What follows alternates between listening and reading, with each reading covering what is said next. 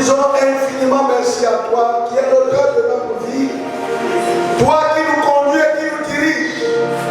Toi qui veilles sur chacune de nos vies. Sinon que serions-nous devenus? Nous disons gloire à ton nom ce soir.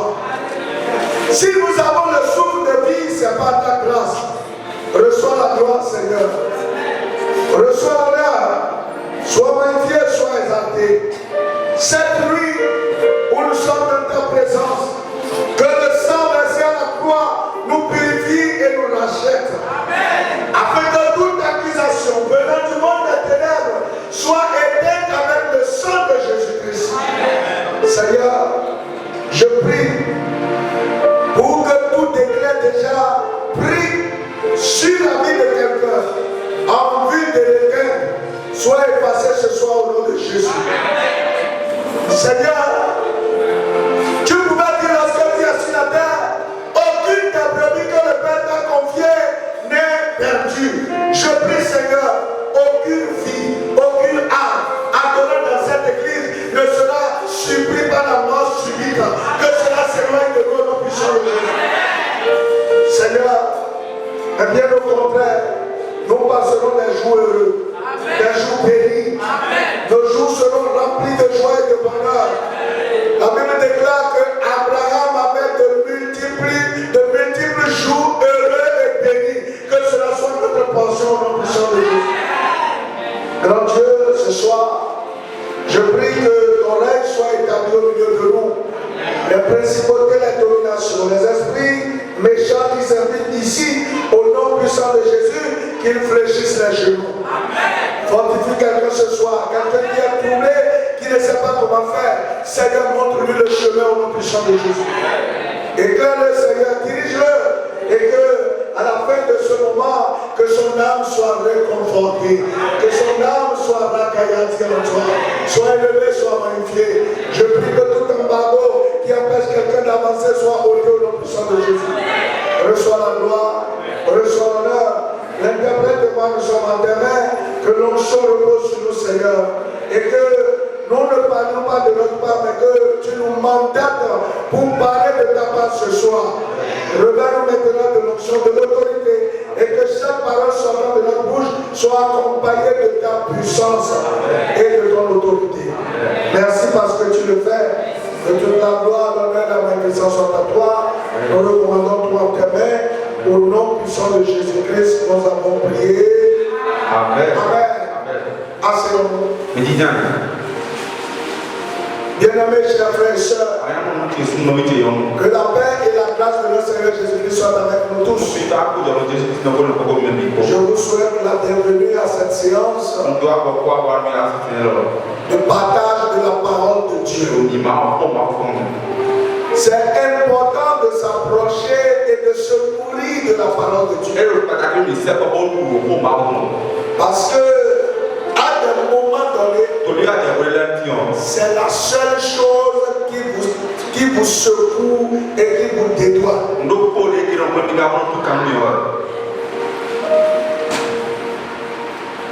Frère, il y a des événements, quand vous les vivez et que vous ne savez pas pourquoi cela est ainsi, ça vous trouble. Il y a des gens, tout ce qu'ils veulent faire, ils le font toujours avec difficulté. Le travail que tout le monde fait facilement, son cas sera difficile. Alors écoutez ce que Dieu a dit dans Genèse 3, le verset 17 à 17. Il dit alors, puisque tu as écouté la voix de ta femme et que tu as mangé de l'arbre au sujet duquel je t'avais donné cet ordre, tu n'en mangeras point. Le sol sera maudit à cause de toi. C'est à force de peine que tu en tireras ta nourriture. Tous les jours de ta vie. Il te produira des épines et des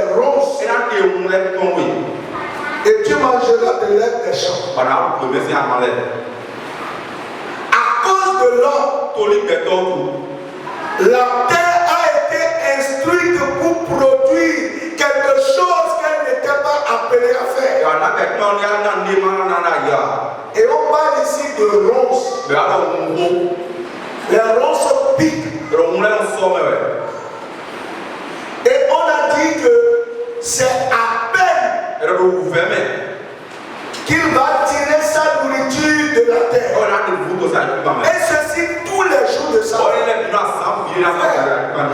Les difficultés qui arrivent sur la terre, que ce soit des hommes qui le fassent, que ce soit les circonstances, n'arrivent pas à tout le monde. Ça se passe avec des personnes qui ont des marques spécifiques appelées malédictions. Vous voyez, il y a des gens qui portent des signes qui font que quand ils arrivent quelque part, les gens sont conditionnés pour leur rendre la tâche difficile. Et ce sont ces signes que l'œil ne voit pas, mais qui produisent ces différents événements dont je parle, qu'on appelle la malédiction. Donc la malédiction, c'est une marque qui instruit les événements autour de vous à vous compliquer la vie. Mais souvent, l'homme trouve que son bouc émissaire, ce sont les hommes en face. Vous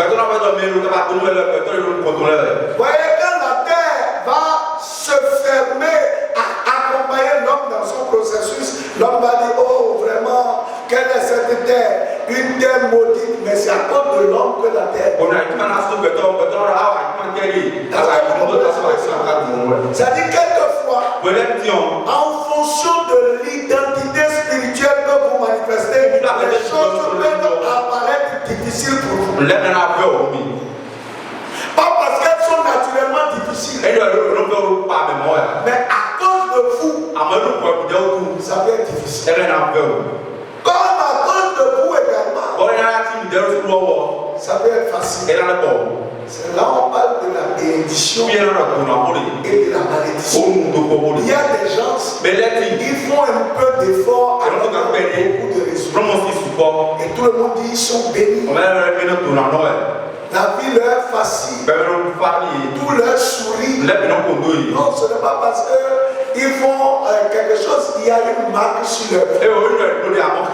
La bénédiction comme la malédiction sont des marques invisibles que porte tout homme, soit de la bénédiction, soit de la malédiction, et qui le dirige à rencontrer des événements auxquels il fera face à cause de cette marque.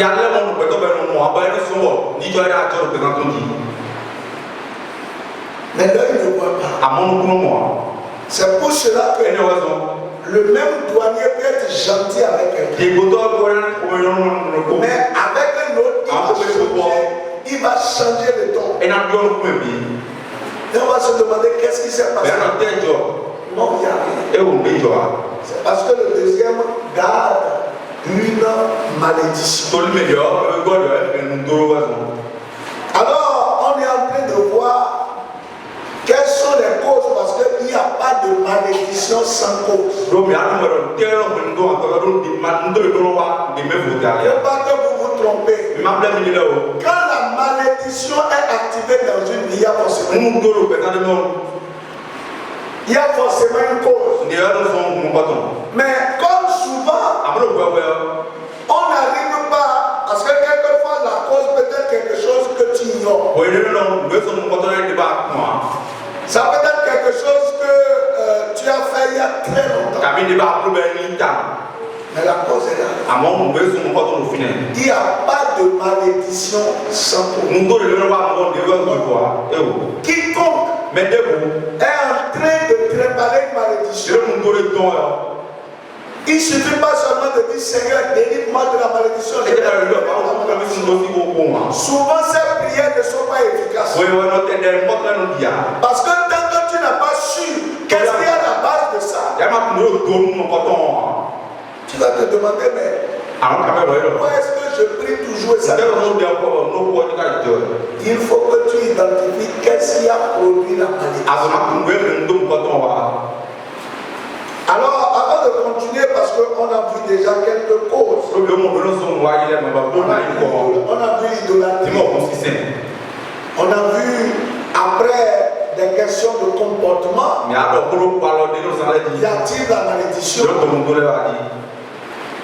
Celui qui n'honore pas ses parents. A-t-il la malédiction? Vous voyez, ça c'est aussi simple. Quelquefois, ce qui se passe, même le parent même a oublié. Mais Satan retient ça. Satan garde ça. Parce qu'un jour donné, tu l'as irrité. Et lui garde ça, il brandit ça. Et malheureusement, si Dieu ne t'ouvre pas les yeux,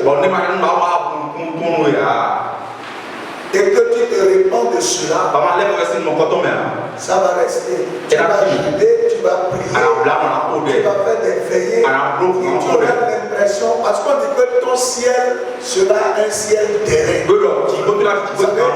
Le ciel d'airain, rien de bon ne peut descendre en haut. Et c'est comme ça aussi que tes cris ne peuvent pas traverser l'airain. C'est pourquoi c'est important de méditer les causes et de savoir qu'est-ce qui peut activer, de faire attention.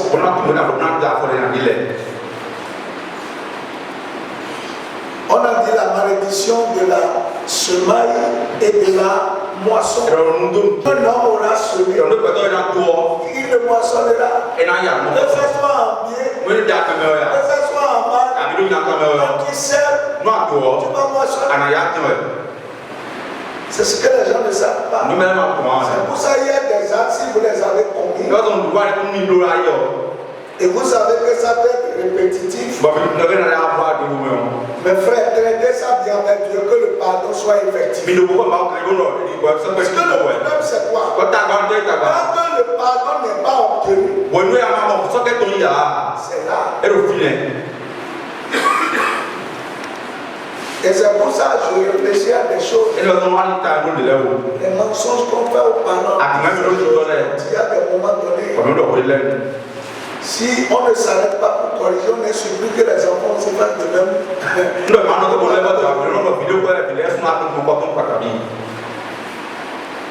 C'est pour ça qu'il y a des parents, quand les enfants font certaines choses, eux-mêmes ils se regardent, ils se disent bon, je comprends un peu. Parce que lui-même il a été comme ça. Or, normalement, si tu as traité ça, ça ne devait pas arriver. Donc il y a quelques questions, je vais répondre à ça. Et puis je vais revenir sur notre cause aujourd'hui.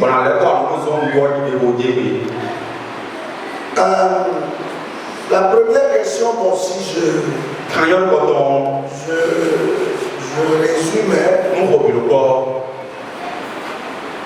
on a dit que Dieu ne se répand pas de ses promesses.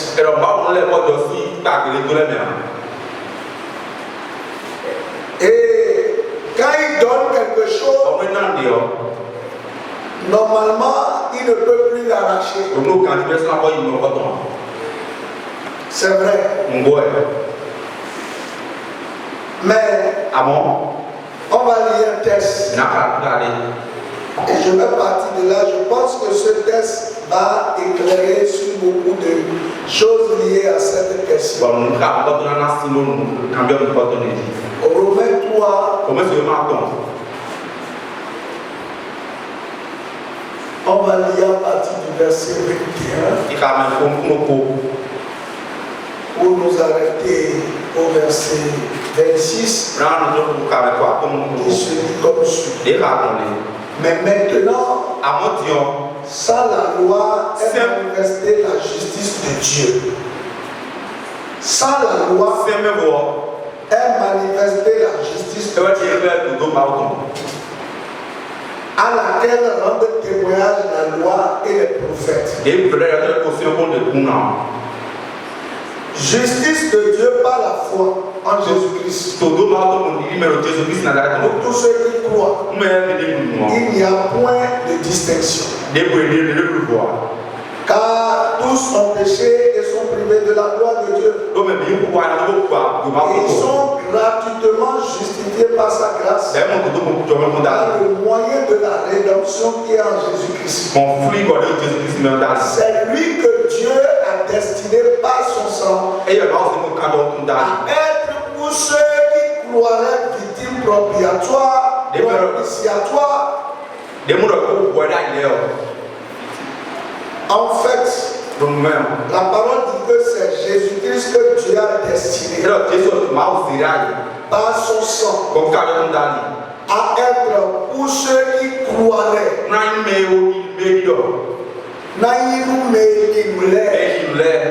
La victime propitiatoire.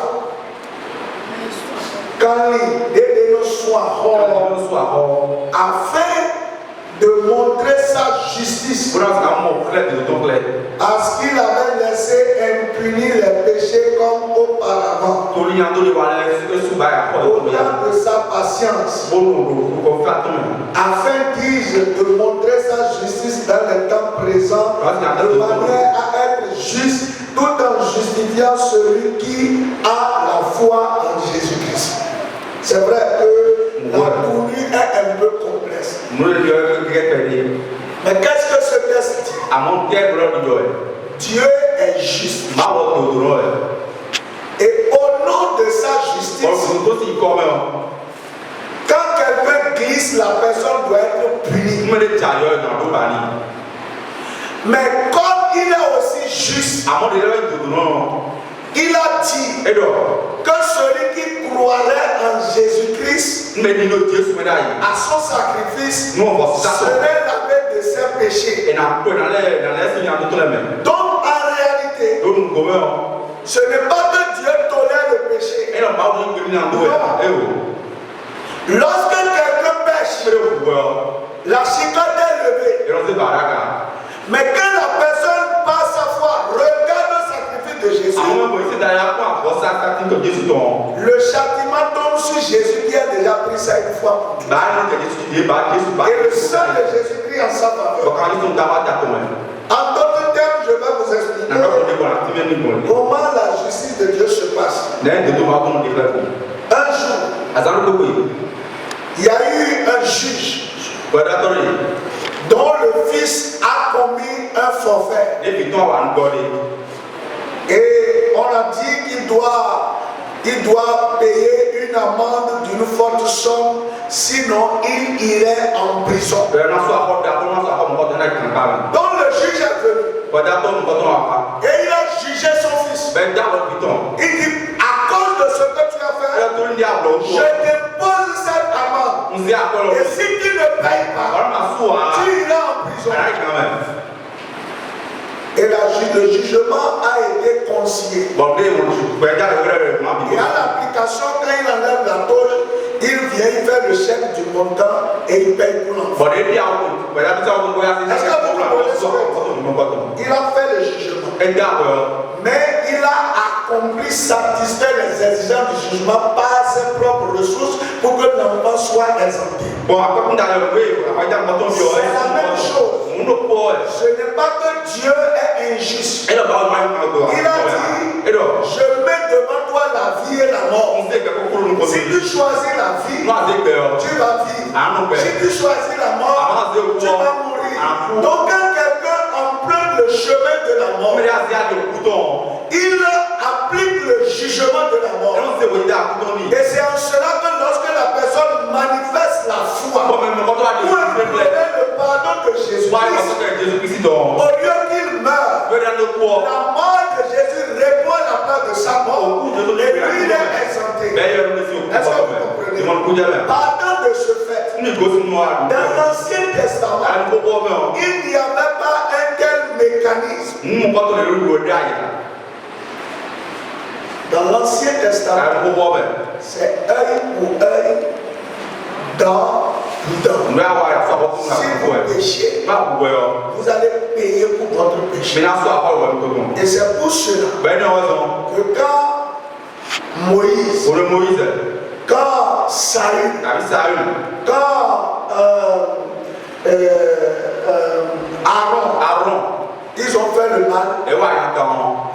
jugement a été appliqué. Mais il n'y a eu aucun répondant pour les exempter de son accord.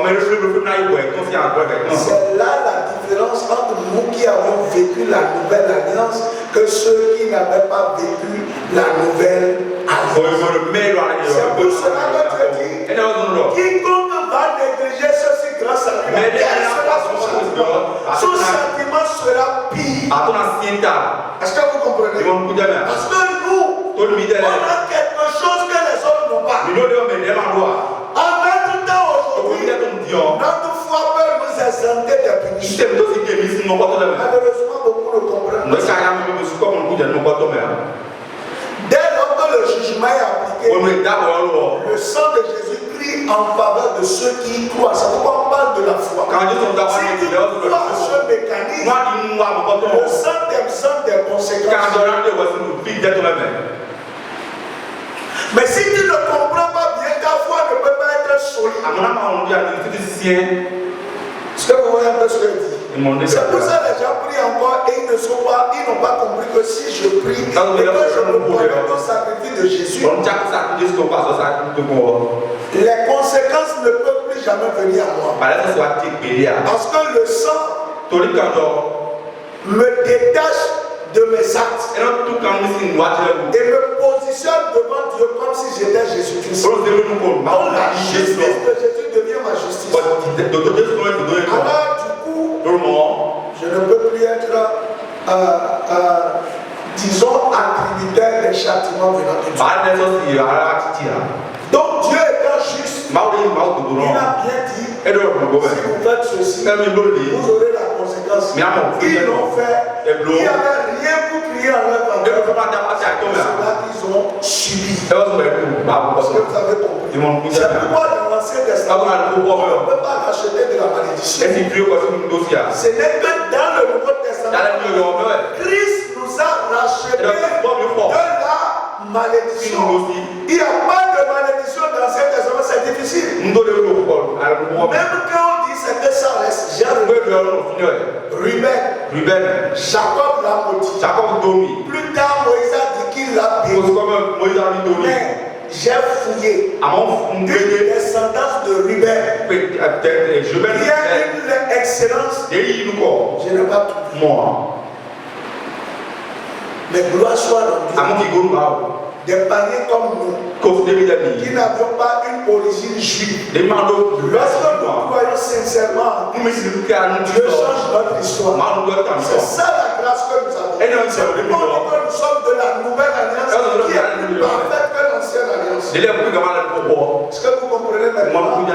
Pourquoi, malgré l'heure, c'est pas que Dieu s'est repenti. Dieu ne s'est pas repenti. C'est pourquoi le sacerdoce mais le sacerdoce a continué dans sa vie. Vous avez vu? Parce que Dieu a dit, si tu pêches, toi tu vas mourir. Dieu avait dit que son fils avait bien agi. Mais plus tard, quand Élie le sacrificateur est venu mélanger tout, maintenant ça a quitté totalement de Donc c'est la réponse que je veux vous donner, parce que si vous comprenez comment fonctionne la justice de Dieu, vous comprenez pourquoi ça s'est passé comme ça. À quoi ressemble le feu étranger? La Bible déclare que les deux enfants de Aaron avaient introduit dans la maison de Dieu un feu étranger. Un feu étranger qui, quand c'est rentré, ça, le feu est sorti maintenant de l'autel pour les consumer. Ce feu traduit deux choses. Voyez, le feu, premièrement, c'est le symbole de la puissance. De la puissance. Alors, quiconque vient travailler dans la maison de Dieu en n'utilisant pas la puissance de Dieu, mais en utilisant la puissance des ténèbres, c'est un feu étranger. Et en principe, si l'église est vivante, la personne là ne peut peut pas résister. Mais le jugement de Dieu doit tomber sur lui. On est là maintenant avec tout l'engagement, tous les ailes. Quelqu'un va aller faire quelque chose pour commencer à voir pour les gens alors qu'il a mis des choses sur les yeux. S'il fait ça, il vient ici, il doit avoir les yeux crevés. Est-ce que vous comprenez ce que je dis? C'est ça le feu étrange. Mais le deuxième feu étrange qui est très dangereux, qui est très mortel.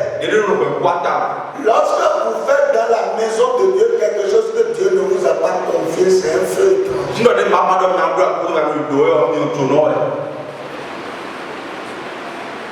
Ce à quoi Dieu ne vous a pas appelé. Et vous vous improvisez. Les deux là n'étaient pas appelés à faire ça. Ce n'est pas leur travail. Vous voyez, c'est la même chose qui s'est passée avec Moussa. Quand il a voulu toucher l'âge, même si c'est une bonne chose, Dieu est un Dieu de principe. Et comme beaucoup ne savent pas, autant il est souverain. Dans sa souveraineté, c'est pour ça que il y a des cas pour lesquels Dieu refuse de pardonner. Et là, la main gouvernementale de Dieu repose sur les gens. Ils vont tout faire. Ils iront de destruction en destruction jusqu'à ce que ça finisse. Et c'est de ça qu'il faut avoir peur. Parce que beaucoup aujourd'hui sont sous la main gouvernementale de Dieu sans sang. Priez, demandez si ce que vous faites, c'est Dieu qui vous a confié ça. Parce que quand ça vient, quand la main gouvernementale de Dieu vient, tu peux commencer, ça peut bien se passer. Mais un moment, quand les choses se tournent, c'est ça que la génie a prié, finalement ça va de mal en pire.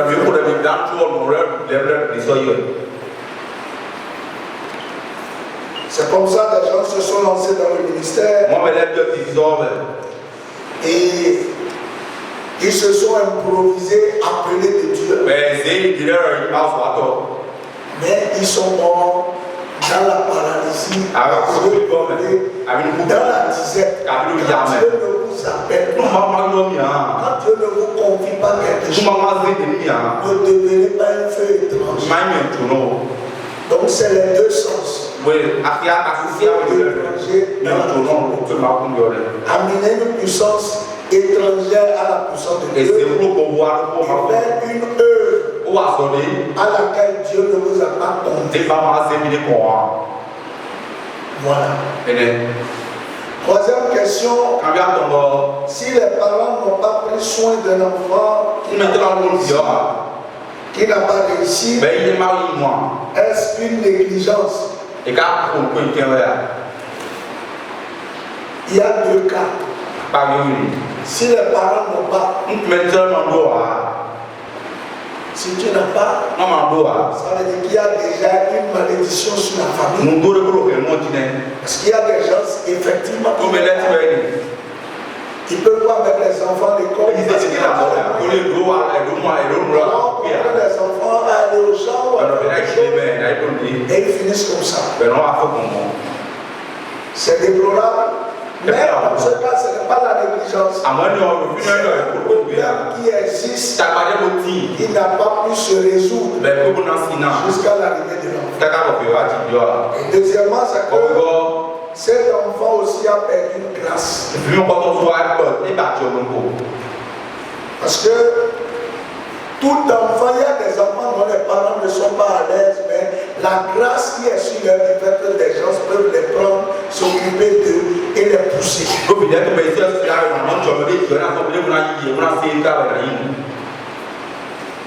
Mais je ne peux pas dire que c'est la négligence.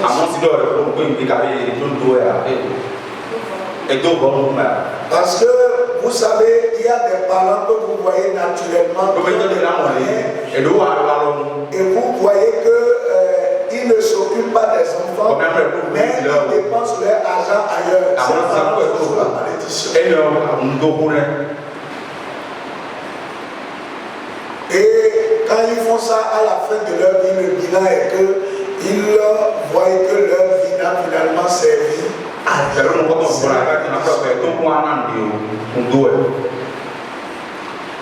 Est-ce à cause des principes divins que Dieu n'a pas pardonné Moïse? Je vous ai déjà expliqué ça. C'est-à-dire que rien n'a pu soutenir le pardon la demande de pardon de Moïse pour lui permettre de ne pas subir le jugement. Rien n'a subi le jugement à sa place. Un chrétien peut-il être militaire? Si Dieu l'y appelle. Moi je ne suis pas Dieu. Et il ne peut pas dire que parce que tu es chrétien que tu ne peux pas être militaire. Parce qu'aujourd'hui, il y a plusieurs branches dans l'armée. Il y a des militaires qui ne sont pas entraînés pour la guerre. Il y a des militaires qui sont entraînés pour faire des travaux de génie civil. Il y a des militaires qui sont appelés pour faire la musique. Il y a beaucoup d'embranchements dans l'armée. Donc je ne peux pas dire si Dieu ne peut pas appeler un chrétien. Oui, Dieu peut appeler un chrétien. S'il veut. Même pour la guerre, s'il veut. Je ne suis pas Dieu. Mais pourvu que ce soit Dieu qui l'ait appelé et qu'il l'envoie là-bas. Sinon, comme on dit, il peut aller, mais des événements feront qu'il n'aura pas la protection et la couverture de Dieu. Quand Dieu ne vous envoie pas quelque part, il ne met pas sa disposition, il ne met pas sa couverture à votre disposition. Donc nous devons prier pour savoir ce à quoi Dieu nous a. Tu as besoin d'avoir des représentants de l'armée aussi. Pour montrer qu'on n'a pas besoin forcément d'avoir des amulettes avant de suivre. Tu as plusieurs moyens, je ne peux pas rester ici limité. Maintenant, si tu me demandes si j'ai un enfant qui vient me dire qu'il veut être militaire, je vais prier beaucoup pour en avoir la certitude. Sinon, si je n'ai pas d'orientation et de preuves claires, je lui déconseille.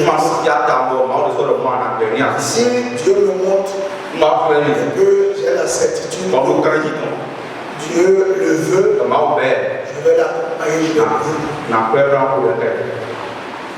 Est-ce à cause de la malédiction de Dieu sur Adam que Caïn a tué son frère?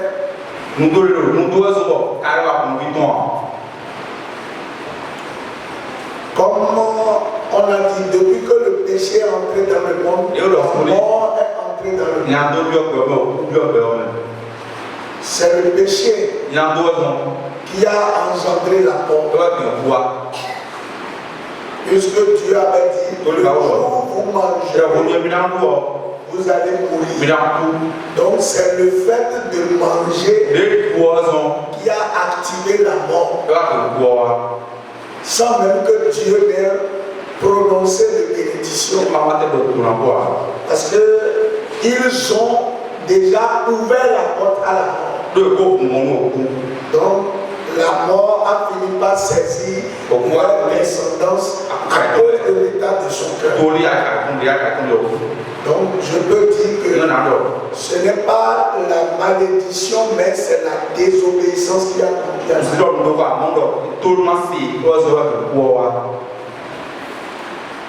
Troisième chose, la négligence. Bon, cinquième question, je pense. Négligence des parents, comment en tant que fils, faut-il faire pour se libérer des conséquences de la négligence des parents?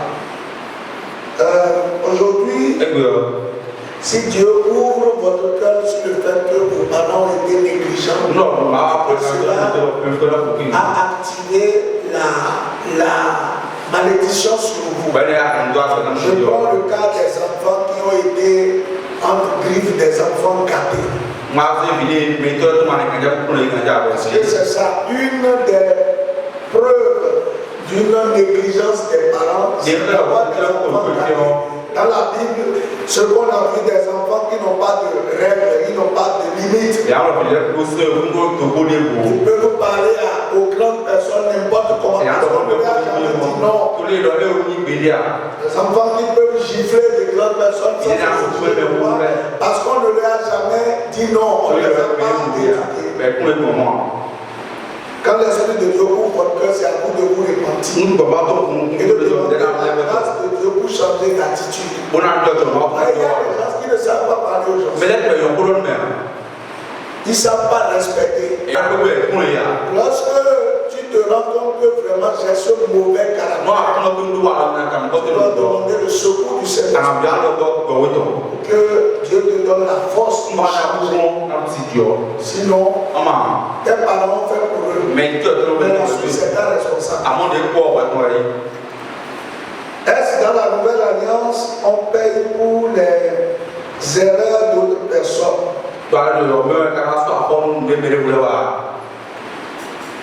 La Bible a été claire. Personne ne va payer pour le péché des autres.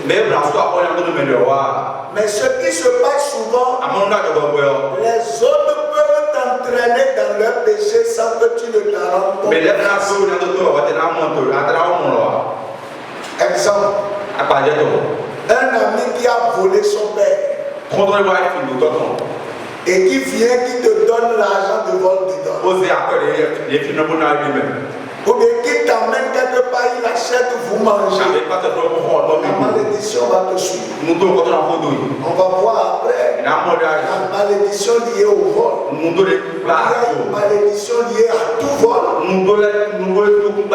Maintenant, dans ce cas, c'est pas l'ami qui t'a compromis. C'est toi. Parce que vous avez les mêmes âges. Vous êtes élèves. Et toi, tu vois qu'il dépense d'une certaine façon. Mais on ne lui donne pas. Et puis, on ne demande pas où est-ce que tu as trouvé l'argent. Donc, toi-même, tu voulais la facilité. C'est ta copine.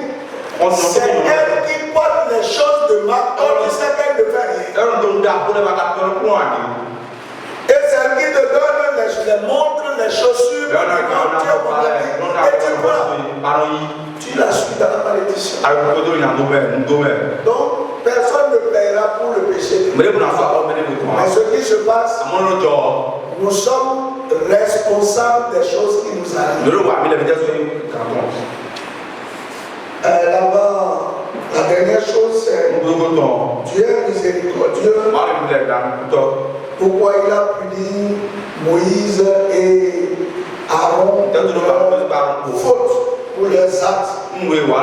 Dieu, il dit qu'il aime le pécheur, mais il est le péché. Et je vous ai dit, dans l'ancienne alliance, les gens étaient obligés de payer des boucs,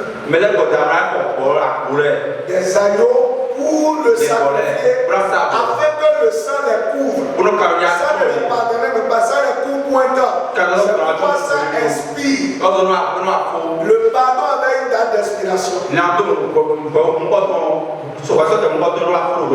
Vous comprenez? Donc, ce n'est que dans le Nouveau Testament que le pardon est définitif. Dans le Nouveau Testament, le pardon est définitif. L'acte que tu as posé sera jugé. Si elle est répondant, le jugement ne va pas te toucher. Mais s'il n'y a pas de répondant, le jugement viendra te toucher. On dit qu'on doit attraper. Quand on dit qu'on vole là, il faut aller en prison. Soit quand tu voles, soit tu vas en prison, soit quelqu'un va à ta place. C'est ça la vérité. Donc, leur acte méritait la mort. Il ne peut pas poser ses actes vivre. Mais personne n'était mort à leur place. Par conséquent, il devrait mourir. Et c'est comme ça que Dieu lui a arraché. Sinon, en réalité, ce qui fait qu'on voit que Dieu lui a arraché, c'est que la mort est venue plus tôt que prévu. Vous avez vu, Dieu a moins Saül. Mais David n'était pas appelé roi tant que Saül vivait. Quand Dieu avait une onction, Dieu a attendu jusqu'à ce que Saül meure. Donc en fait, Dieu ne va pas t'arracher ce qu'il t'a donné. Mais tu ne vas plus en profiter s'il n'y a pas de répondant. Et le temps pour lequel tu dois en jouir, ce temps est écouté. Vous avez compris? Ok, je crois que c'était les questions qui étaient posées là. Et on est passé sur tout ça. Est-ce que quelqu'un a posé une question qui a une impression qu'on n'en a pas parlé ou qui n'est pas satisfaite? Avant que je ne continue avec une autre cause aujourd'hui. C'est bon, ça peut aller? Ok, d'accord. Il souvent. Mais qui est, franchement, ça affecte beaucoup de personnes à l'église. Nous allons lire dans Jérémie 17, le verset 5. Et vous allez voir que la malédiction, j'ai compris pourquoi aujourd'hui, en dépit du fait que Jésus soit venu, qui est mort sur la croix, qu'elle continue de ravager. Ainsi parle l'Éternel. Maudit soit l'homme qui se confie dans l'or, qui prend la chair pour son appui et qui détourne son cœur de l'Éternel. Voyez? 3 mots. Non, pas 3 mots. 3 phrases. Maudit soit l'homme qui se confie dans l'homme, qui prend la chair pour appui. Et le dernier, on dit, et qui détourne son cœur de l'Éternel. Analysons ces 3 concepts. Et je vais revenir sur la chair. Et vous allez comprendre que oui, tu peux dire Seigneur, que la malédiction quitte ma vie. On a dit maudit soit l'homme qui se confie en l'homme. Celui sur qui tu comptes dire lui là, quel que soit ce qui arrive, il ne peut jamais me faire ça. Il ne peut jamais arriver. Tu te confies à lui. Tu as confiance en lui. On dit que tu as confiance. Quelquefois vous priez, mais votre cœur n'est pas sur l'Éternel. Votre cœur est sur des hommes ou sur des choses. Je dis toujours, quand tu vois le chrétien exercer la foi, c'est qu'il n'a pas ce pourquoi il prie. Quand vous priez, et les ressources sont là, tout est là, votre confiance est haute. Votre confiance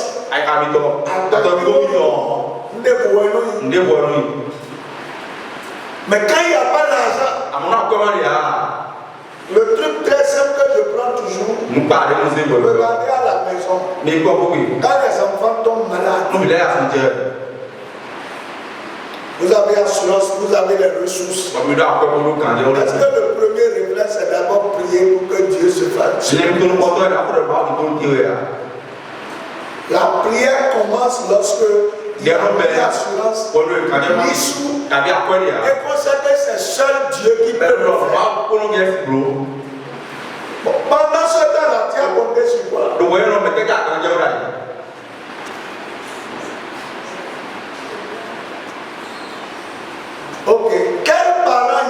Mais il doit être free. Il a la contribution. Ben, il doit se faire. Il a payé les fournitures. Et on dit la rentrée arrive qu'il est en train de dire Seigneur, je veux que mes enfants fassent une bonne rentrée. Et quand il est déjà là, son cœur, il est préoccupé par oh, j'ai besoin de la grâce de Dieu, j'ai besoin que Dieu se manifeste. Pour lui, la grâce de Dieu est déjà là. Oui ou non? L'argent est là. Les fournitures sont là. Même les enfants. Combien de fois on les enseigne à regarder à l'Éternel au début de la rentrée? Je veux parler de la chair. La chair, c'est la nature que chacun de nous avions hérité d'Adam et de Ève. Ce que je vais vous dire ce soir, le principal mobile pour lequel Adam a mangé le fruit, ce n'est pas forcément de faire le mal. Non. Ce n'est pas de toucher le cœur de Dieu, de blesser, non, ce n'est pas forcément. Mais il voulait être indépendant de Dieu. On a dit, quand il va manger, il sera comme Dieu. Donc le désir c'est que je ne veux plus dépendre de Dieu, moi je vais être libre. Est-ce que vous comprenez ce que j'ai dit? Le principal mobile, c'est d'être indépendant. C'est ce désir qui est à l'œuvre dans la vie de chacun. Tout le monde peut être indépendant. Ou bien je mens. L'homme est en train de se battre. La femme est en train de se battre. Chacun dit non, moi je veux dépendre de personne. Je veux être libre. C'est ça la chair. Cette indépendance, on veut tout faire pour avoir le mérite pour et par nous-mêmes. C'est ça la chair. Et c'est ça cette nature qui éloigne de Dieu. Et aujourd'hui même dans l'église, il y a des actes qu'on pose. Vous voyez, on veut dire oui, j'ai jeûné pendant tel nombre de jours. J'ai fait des veillées. J'ai prié des heures. On ne voit pas la grâce de Dieu. J'ai réussi. C'est une malédiction. Est-ce que tu sais que quelqu'un peut jeûner sans que cela ne donne rien? La Bible déclare que David avait jeûné, que le fils qu'il a eu avec Bathsheba ne meurt point, et que l'enfant est décédé. C'est ce que vous ne savez pas. Ce n'est ni ton jeûne, ce n'est ni ta veillée, ce n'est ni ta prière qui fera que tu vas obtenir. C'est seulement la grâce. C'est ça le problème de l'église. C'est pour cela que la malédiction est activée. Nous voulons être autonomes et indépendants vis-à-vis de Dieu. Et dans tout ce qu'on fait, la femme ne veut pas dépendre de son mari. Le mari ne veut pas dépendre de sa femme. Chacun veut parler en disant c'est moi. Et pourtant on dit non, je ne veux pas vivre sous la malédiction. Seigneur, désactive la malédiction. Or on dit, maudit soit celui qui prend la chair pour apprendre. Ou bien, si tu es là, quelqu'un te donne un peu, et qu'un jour il te va dire, voilà pourquoi j'aime être autonome, je vais être indépendant.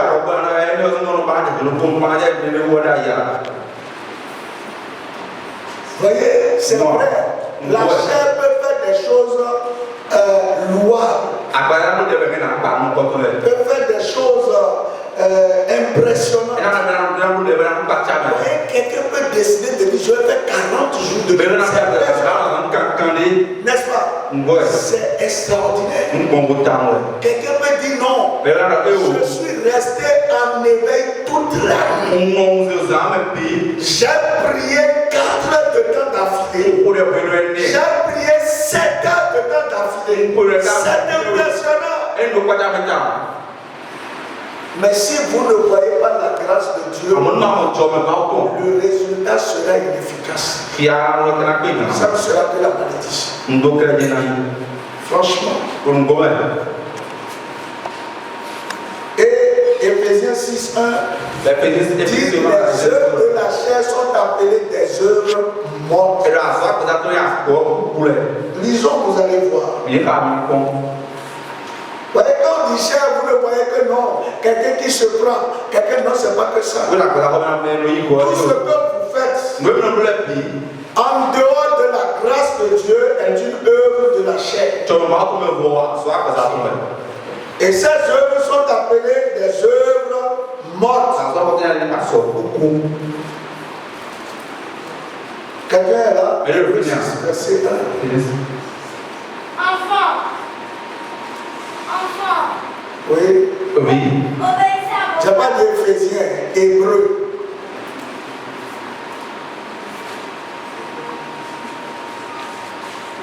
C'est pourquoi quels sont les éléments de la parole de Christ.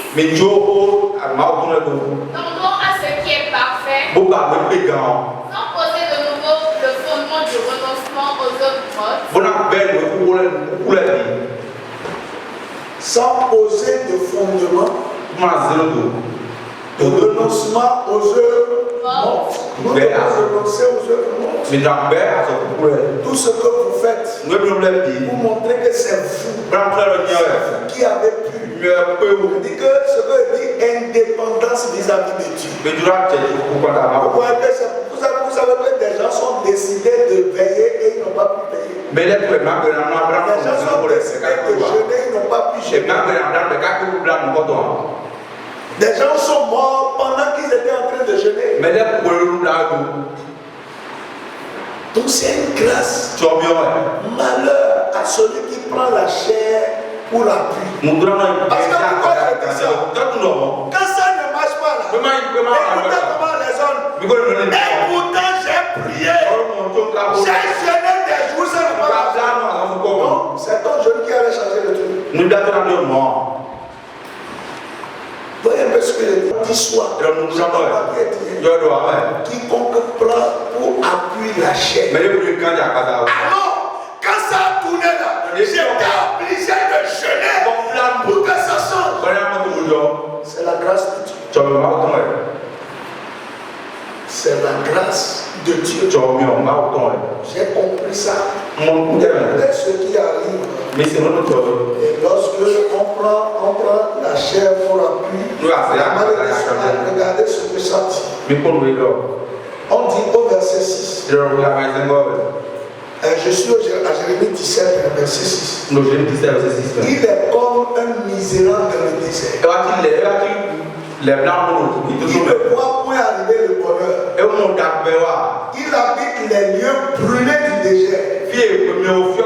Une terre salée et sans habitants. Regardez les 4 malédictions. La personne là est comme misérable dans le désert. Le désert, c'est là où il n'y a rien. Et dans là où il n'y a rien là, il est encore misérable. La personne là ne voit point arriver le bonheur. Et la personne là habite les lieux brûlés dans le désert. Une terre salée, sans habitation. Et quand quelqu'un est dans cette malédiction, sous cette malédiction, tout ce qui l'entoure est désert et triste. Il est triste parce qu'il est déçu. Parce qu'il prend appui sur l'homme, il se confie à l'homme, il est déçu. Il est triste parce que tous ses efforts ne donnent rien. Tu ressens que c'est toi-même, c'est ta force, c'est parce que tu es capable. Il te laisse pour que tu puisses sortir le résultat. Que Dieu nous ouvre les yeux. Tous les autres sont atteints par le rafraîchissement de Dieu. Dieu les bénit. Dieu les bénit parce qu'il est le seul. Il a l'impression que le monde tourne mal autour de lui. Pourquoi? Parce que dans sa tête, c'est parce que lui fait ceci plus que tout le monde. Quand il y a des problèmes, il se dit, et pourtant moi je fais ceci plus que ceci.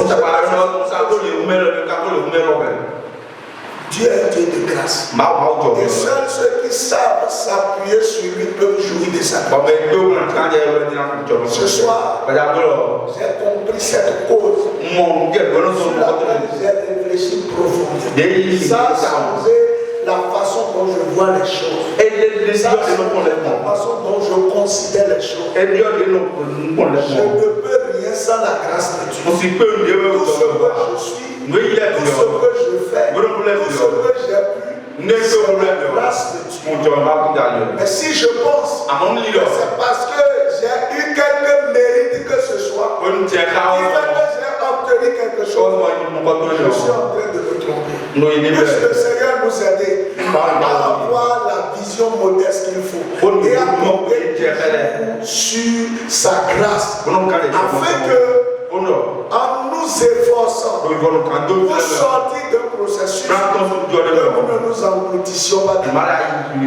Que Dieu nous bénisse et que sa grâce repose sur nous.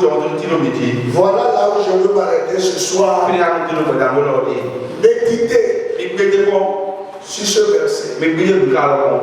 Jérémie 17, le verset 7. Médite. Fouille ta vie. Et pose-toi la question, comment je vois les choses, comment je fais les choses. Est-ce que je ne me confie pas en l'homme? Est-ce que je ne prends pas appui sur la chair? Est-ce que je ne détourne pas mon cœur de l'Éternel? Si ces trois questions, tu peux répondre oui. Tu vas échapper à la malédiction. Mais si tu n'as pas pu dire oui, prends de nouvelles résolutions ce soir. Et comprends que tu ne peux rien sans le Seigneur. Il changera ta vie. Au nom de Jésus. Est-ce que quelqu'un a une question? Je vais les recenser pour la prochaine fois.